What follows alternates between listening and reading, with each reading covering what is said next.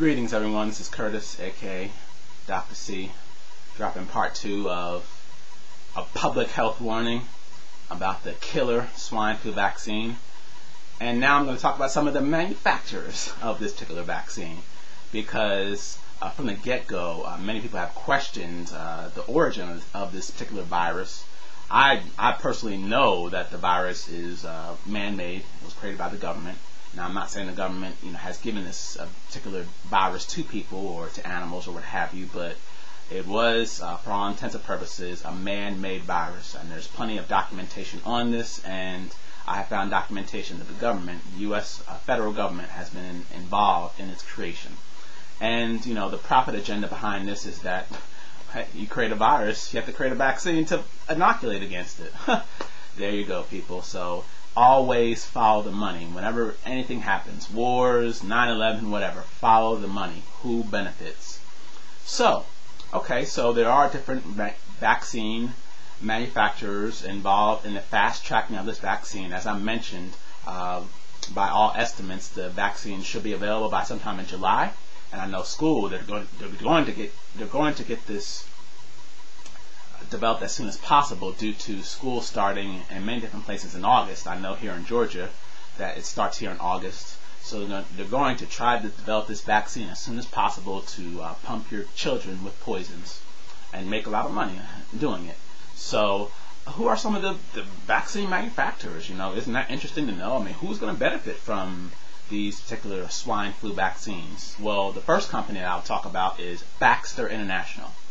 Now, Baxter International is a vaccine manufacturer based here in America, and some interesting things about Baxter International that I have researched is that first thing is that they were actually accused of defrauding the state of Kentucky by overcharging the state of Kentucky's Medicaid program with their particular drugs. So they've actually settled out of court with that, but there was evidence that they were overcharging the state of Kentucky for selling. They were overcharging the state of Kentucky through overcharging them through their particular drugs that were selling to the state of Kentucky through the Medicaid program. So that was one interesting thing. Now, the next interesting thing that to show you directly about what this company is all about is that they were implicated overseas with shipping vaccines that were contaminated with the deadly avian flu virus, and it was live. So basically, had this vaccine been administered to humans, people would have gotten the avian flu, and then there would have been an avian flu pandemic, and then here they come along to produce avian flu vaccine. And what happened was that they'd actually shipped the more virulent strain of the avian flu virus, along with which is usually not as virulent and harmful because it cannot become airborne. But they had cross-contaminated this particular live virus with another less harmful form that actually can easily be spread through the air.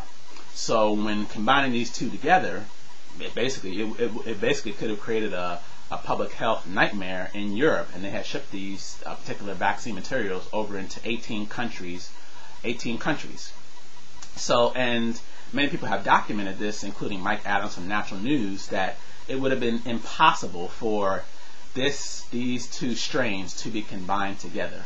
It just would have been impossible. And at first, they didn't admit that the particular avian flu virus was live, because scientists had injected this virus into animals, and animals died within a very, very short time.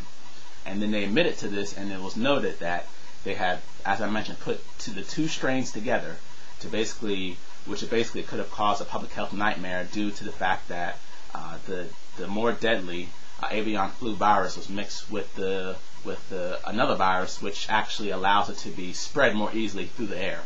So, because of the original one, the original deadly avian flu virus it can't be spread as easily through the air, so it's a little more localized in its infections. But when combined with another virus that can easily be spread, then hey, you basically could create a avian flu pandemic, which would then justify the demand for avian flu vaccine. So that's a very interesting company that we're dealing with, and that the government, your federal government, your friendly federal government, has given $1.5 billion to create this particular vaccine. As I say, people, government subsidizes dis-ease. They are not here for your health and well-being. The second company that is developing a vaccine for the swine flu is Adventis, or it's a company that actually bought out Adventis. But if you know anything about Adventis, they actually go back to I.G. Farben. I.G. Farben was one of the Hitlers during Nazi Germany's rule of Germany. They were one of Hitler's top supporters, and they were one of the largest corporations in the world at the time, I.G. Farben. And I.G. Farben directly supported Hitler, and by all accounts, I.G. Farben was the reason why Jewish people were put in concentration camps, because these particular individuals within those camps were actually creating different chemicals for I.G. Farben, and I.G. Farben was using them as guinea pigs to test their particular drugs. So basically, we have a Nazi company developing swine flu so-called medicine for us.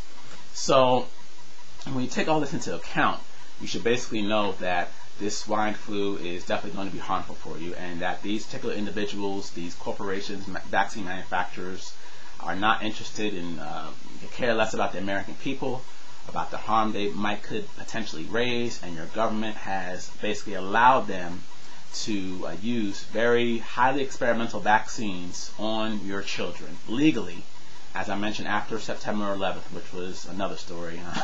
But if you want more information about September 11th, check out the movie Loose Change, because it drops a whole bunch of information about how there's a lot of misinformation being presented about September 11th and how it wasn't as much of an accident as we think it was. But people, that's the world we live in. This whole medical system is all about profit. Profit first, people last, or profit first, health last.